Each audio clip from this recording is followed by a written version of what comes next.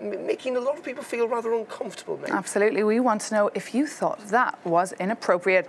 You know what to do. Our lines are open. You can call us. Get in touch. You can email us. You can tweet to us. Our team are downstairs, hidden in another part of the European Parliament here in Brussels, waiting for your calls. And joining us here tonight to answer some of your calls and give us some of their insight are two EU watchers and experts who've been about the town for a long time. We've got Jennifer Baker. It's a bit harsh. Also known as Brussels Geek. Thanks, Maeve. Nice to be here. And Armendra Kanani, you're the Director of Insights for Friends of Europe. Indeed, thank you. Nice to be here. Thanks for being here on the first Your Call. Absolutely. Yeah, as we say, get in touch via email, telephone, or drop us a message on Twitter or Facebook, #RawPolitics. But first, let's get the latest news headlines from Sam Naz, who is at Euronews headquarters in Lyon. Sam. Darren, Maeve, thank you. Hello, our top story. UK Prime Minister Theresa May has warned MPs that another EU referendum risks breaking faith with the British people.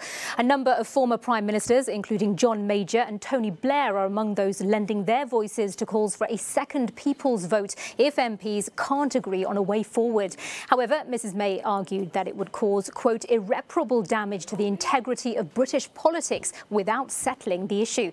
She said that instead she would continue to seek the extra assurances MPs need to finally back her beleaguered Brexit deal in a Commons vote, which she said would take place in the third week of January.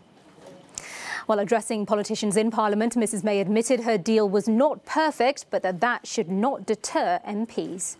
438 current members of this House voted to trigger Article 50 to set the process of our departure in motion, with only 85 of today's members voting against. Now, we must honour our duty to finish the job.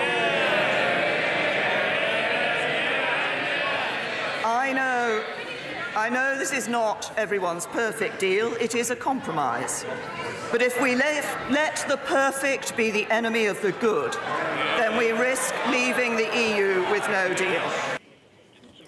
To France now, where Yellow Vest protesters returned to the streets this weekend for another round of demonstrations. Turnout was down, but tensions were high as protesters clashed with police in Paris. Despite winning concessions from President Macron, nearly 70,000 people attended the protests on Saturday, half that of the number seen the weekend before. And our correspondent Annalisa Borges has been following events around France closely. You can watch her documentary on the protests tonight from 8:30 CET right here on Euronews. Now, thousands of demonstrators in Hungary are expected to brave freezing temperatures for a fifth night tonight after the government passed a new employment measure, which critics are calling a slave law. It means companies can demand up to 400 hours of overtime per year, sometimes with delayed payment. The protests against Prime Minister Viktor Orban have gained in momentum, effectively uniting the fragmented opposition in action against his government for the first time since 2010. Well, those are our top stories. Now back to Darren and Maeve in Brussels. Sam, thank you very much indeed. As we've been reflecting, there are a weekend of protests, not just, of course, Paris and France, but also we've seen protests from Athens to Belgrade, and probably more notably, aside from Brussels, also in Hungary, in Budapest, where tens of thousands of people have taken to the streets to protest against Viktor Orban. Quite significant indeed. Not to say that everyone is terribly in favour of these protests, particularly when we've seen them turn violent. Absolutely, and all these protests are, of course, extremely different. We can't just bunch them all into one bracket. I've seen Judith Sargentini, an MEP, she's been tweeting about this. She's saying tonight, Hungarians will take to the streets to demonstrate against the slave law. They're looking for an independent judiciary and for press freedom. When will the European People's Party here in the European Parliament draw their conclusions? And also, I think we forget about the disruption that some of these protests cause as well, Maeve. I think Nigel Owers, he is a former rugby player. He was seen as on a flight to Toulouse yesterday, but the pilots had to redirect them to Bordeaux because there were protesters in Toulouse. So it's not just anyone who was around the Parliament yesterday. There's no way of getting around parts of Brussels on clampdown. These protests go beyond just simply people's right to protest. They also have an effect on others. Well, these protests, of course, yesterday in the EU quarter were quite something. I mean, they started off as peaceful protests organised by Vlaams Belang, the far-right party, but that then enticed hooligans, as the Belgian media have been called, to come out to the streets and just to cause chaos. Sure, but I don't think we should focus simply on the hooligan element of this. I think it's really important that something's happening across Europe about people, power, change. And I think we should recognise that. And obviously, I'm not condoning the violence or the deaths that have happened in France. But there's something important about what's taking place. And all we can do in our bubble is to say, it's inconvenient, etc. What do we want from active participatory democracy? And actually, in an age where we thought that people wouldn't come out on the streets, I think it's great. And for various reasons, obviously, that you can't always condone it. But actually, isn't it good that actually people are getting off their backsides, doing something about actually people they don't like who are governing them? Or I think and remember, let's see if that translates into voting in the European elections taking place next May. Absolutely, I think that's going to be a key issue for next year. Absolutely. Now, we have a caller on the line. I believe we have the MEP Sean Kelly. He's an Irish MEP. He's from the European People's Party, in fact, from the Fine Gael party. Sean Kelly, can you hear us? No, we don't seem to have him on the line. Yes. Oh, we can. There we are. Hello, Sean. Hello. Protests, people's right to protest. Is there something that's connecting all these different protests that we're seeing from France to Brussels to Hungary over the past weekends? Well, there is a certain amount of a knock-on effect, I think, especially with Paris to Brussels and other places. But at the same time, while it's good that people would protest, it's very bad if it leads to violence of any kind. And there's a growing tendency either by people who are on the margins and utilise the protests to cause mayhem and attack police and burn shops, etc. And I think that would be a very dangerous trend to continue. Also, what I would be concerned about, and I've spoken to a number of politicians, they are beginning to wonder whether they should continue in politics or look for another life outside of it, because when people are doing their best and they get attacked, it might not be worked it from a personal point of view. So I would hope that protests could be normal, without violence, definitely welcome, but when it goes into violence and becomes abusive to an unacceptable degree, then that's not good. But isn't the point that when we look at the protests that we've seen, Emmanuel Macron only reacted in France when it got violent? No? You could say that, yes, and that's unfortunate. It would have been better if the reaction was before it got violent, because people will now say, and I've seen this in a number of tweets I put up, that was a response I got, well, the violence paid off, and that is not a good message. So definitely it's difficult to actually say that protest without violence is successful. Protest with violence is not, when it would appear that in the reaction by Macron, the opposite is the case. But that should not be an excuse for violence at any time. And I think there has to be also some element of standing back and looking at the police forces as human beings who have families, who have feelings, and this notion that they are their easy target and to be attacked is not so good for society. Sean, thank you very much indeed for that phone call. And the Mayor of Brussels, Philip Close, was tweeting, of course, in support of the police and thanking them yesterday for looking after what he called was this beautiful... But violence works. Doesn't violence work? It tends to. You get the notion it does. But actually, I think that what we tend to do is focus on that for obvious reasons. But actually, I go back to my point. These are not the majority of people. These are people who are creating problems, and social media has a part to play in this. But actually, let's focus on the positive aspect of that people are actually coming out of their homes and saying they're unhappy. They are saying we don't want this. And actually, you've seen the changes happen in France as a result. But actually, you know... And Jennifer, when... You get a lot of protests, and then you get the counter-protest, and now it comes into a numbers in the game. Oh, well, they had, 6,000 people in the streets, and there were only 1,000 out against them. I mean, that seems to me to, reflect, maybe what's going on. But you get protest fatigue as much as anything else.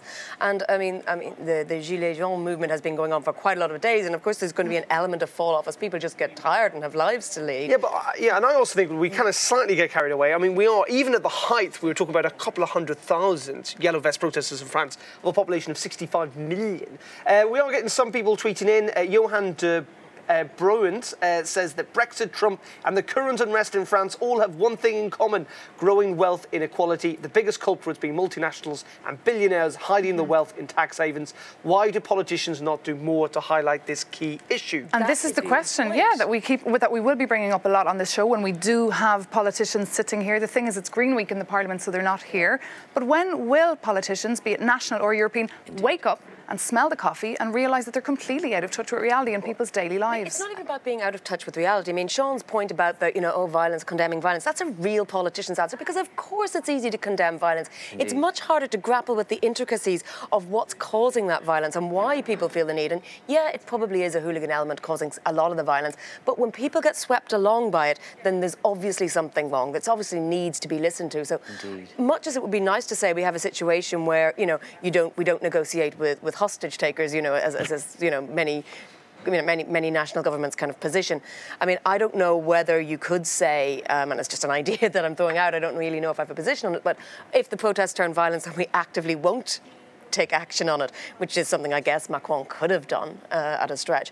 But yeah, just condemning violence doesn't move the debate forward. It'll be interesting to see whether we see similar numbers on the streets this weekend, because the numbers have certainly gone down in France. Let's move on, though, from protests to Brexit, the never-ending story of Brexit.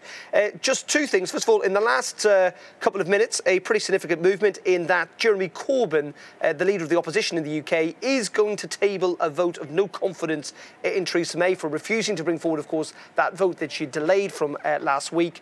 Now, clearly, if he was to win that, it would essentially spark a general election campaign. But a significant moment there in the last couple of minutes that Labour are now going to provide a vote of no confidence in the government. But what do you think? Do you think there should be a second referendum if there is no general election? Labour says there's an option on the table. I think we've got Terry from Rotterdam on the line. Terry, are you there? Yes, I am. Terry, would you be in favour of a second referendum? Not a referendum as such. Personally, I've been following this for the last 2 years since haven't we all? Yeah. And what I found was when this vote was taken, it was either leave or remain, with no real argument on the Remain side. There seemed to be more on the Leave side. I found it very one-sided, but I thought, okay, let it go and let's see how it progresses. And to be honest, I think the EU has done quite a bit for Britain, and I think a lot of the people there don't realize this. And if it was me and I was Prime Minister, I would definitely call the last referendum null and void, because it was underrepresented in the debates. And I would probably call another referendum on that basis. But I'm talking about now, and I would definitely have a people's vote or a confirmation of Theresa May's deal. And if they didn't go for this deal, then they should have to start all over again with a new referendum. But isn't the problem here, Jennifer, that despite all those referendums, this was the largest democratic vote in British history. More people turned out to vote than ever before. Simply to kind of chuck that away and say, oh, let's have another one, it's a bit insulting to those voters, isn't it? Well, it's a very different sort of place. I mean, the UK doesn't have many referendums. Other countries, like my country, we have referendums on everything. We have referendums on whether to go to the shops in the evening. Yeah, don't like it, you get asked again. So, yes, it was a big turnout. If we all remember back when, it was only supposed to be an advisory vote, and then it became this sort of snowball effect and this steamroller that could not possibly be derailed. And I think one of the questions about whether you have another referendum or not is, if it's just going to be the same thing again put to the people, then probably not enough has changed. But if enough, we believe, has changed between what happened then, maybe in terms of more information being out there, as Terry was saying, then sure. And we have to ask then, but what then is the vote? Is it no deal? As I said on the earlier show, is it no deal, May's deal, or Remain? And then you've got a three-way vote, and then that gets complicated, and there's all sorts of issues to consider there. So I think there are technical problems, and you can't even do that with the time frame involved. Sure. So, I mean, Terry makes a really good point, though, in the sense that actually people were were sold a pup in that actually everything that was happening in the UK was blamed on the EU. Suddenly we can have better trade deals, perhaps we'll get better employment, and suddenly there'll be more money available for the NHS. None of these things have come about. And actually, it would be interesting to see, actually, if someone does an assessment in 5 years' time, if this should go ahead, and actually, if there's a change. And reality is that actually the government has failed to deal with deprivation and disadvantage in the UK through austerity measures, and actually everything's been blamed on the EU. And that's why I think it's important that actually you do go back to the people and say, actually, do you really want this, given what you know now? Well, we've got one thing that is... We've got Ben, Russian interference. We've got Ben Michael tweeting us in saying that 53% of the British public want a second referendum. There is a poll that's just come out this evening stating that blatantly, because those who voted Leave didn't have a clue what they were voting for and the repercussions. And we have a tweet there from Alexander Galotsky. He's an aspiring socialist MEP based in Paris, France, and he believes that the UK government is just postponing the vote because it's so unprepared. He believes that the EU, on the other hand, was a little bit prepared and a little bit unified. Anyway, we still want you to get in touch, drop us a line, give us a call, get on the email or on Twitter or on Facebook, #RawPolitics. We'll take a quick break. Stay with us, though. We'll have more on Brexit, protests, and, of course, what was Jean-Claude Juncker doing? Let's find out.